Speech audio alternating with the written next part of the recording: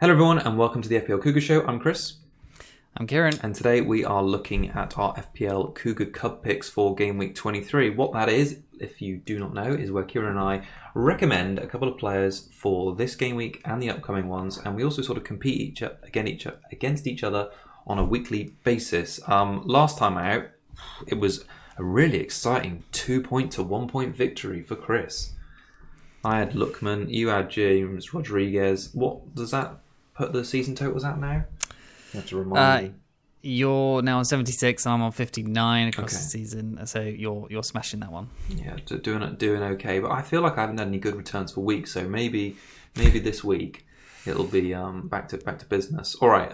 Who do you want to go for first as your first Cougar Cup pick for this game week? Yeah, it is the one and only Lingardino. Nice. 5.9 million. Somehow he's only had one price drop the whole season. 1.3 million. I guess nobody owned him. 1.3%. Sorry. So I'm nothing but a sucker for a one-game hype train, and he looked really good. 0 minutes all season to 90 this week for his debut for the Hammers, and a huge 15-pointer. So, 2 goals, 3 bonus points.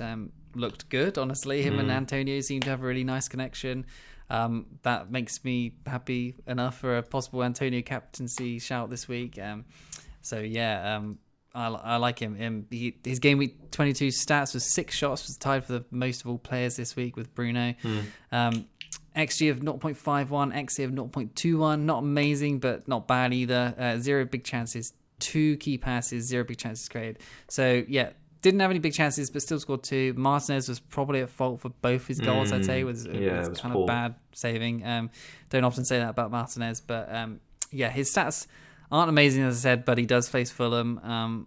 What's not to love, I guess, about this one? It's low cost, low risk, and I fancy him to do well. I mean, if I just picked him last week, but never mind.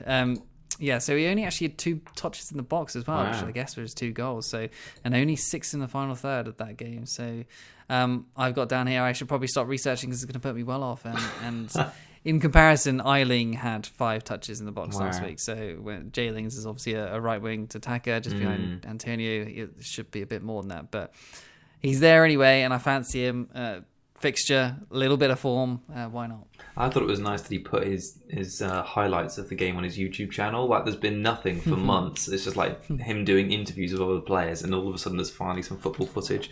So nice. I thought that was cool. All right, so I picked Harvey Barnes because he's still under 10% owned. So he's owned by 8.4% of the game, 6.9 million. So although he blanked against Fulham, his numbers are still really, really good. So he's had 9 shots in the box in the last 4 weeks, and that's the highest of all midfielders who don't play for a top 4 team. So that puts him behind the likes of Salah, Sterling, and amazingly Mane. So fair play to him because he's obviously not played all of the last 4. So before that Fulham game, like I mentioned, he'd returned in 3 games running, and I kind of expect him to return against Wolves, who have just kept 1 clean sheet in the last 6 games. After Liverpool, I always like to look at the fixtures ahead for the differential. So after Liverpool, they have 5 games against teams who are sitting 9th or lower in the league. So I kind of fancy him to have a good game week this week, and he's definitely got the fixtures, maybe even that Liverpool game, low on confidence to return. So Harvey Barnes, my first Cub pick for game week 23.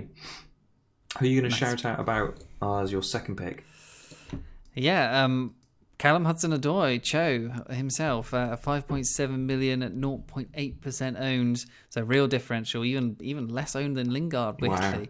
Wow. 2, 3, 7 and 3 since Tuchel joined. Obviously not lighting the world on fire, but he's been pretty much nailed to start. His minutes aren't exactly stable though, 67, 90, 72 and 64.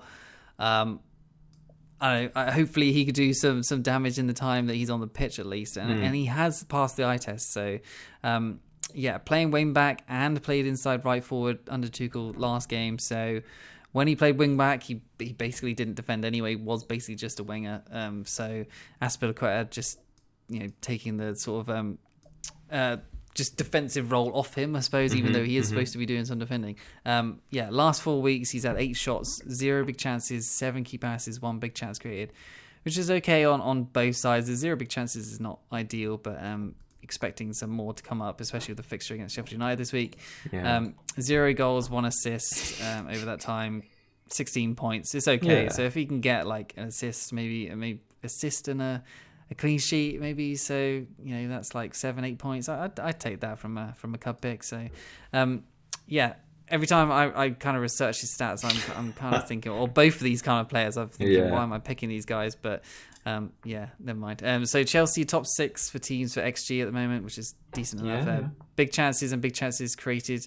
However, at the top of the bottom half, so that's not really ideal. No, but they faced Sheffield United, but Sheffield United have looked a bit better. But I think he's looking good at the moment.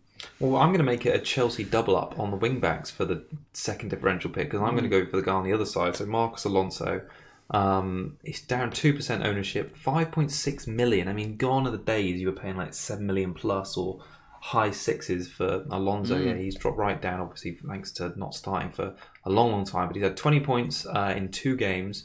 And that's from a player who once scored 177. So, yeah, he's definitely turned my head a little bit, especially if he can keep his place, which I suppose is a bit of a big if at the moment because we don't know how Tuchel's going to set up. So, yeah, like I say, mega differential at 2.6% owned. He's got a game against Sheffield United coming up, and obviously they've not been that free scoring recently, so there's a good chance for him to keep a clean sheet, especially considering Spurs have just come off back-to-back clean sheets. So 4 shots in the box and 2 key passes in 2 games is pretty decent. So I think if he starts, he looks like a really good option. And Chelsea's fixtures after that, if he keeps his place ahead of Chilwell, which sounds mad because of how good Chilwell's been this season, yeah, he could be a good option.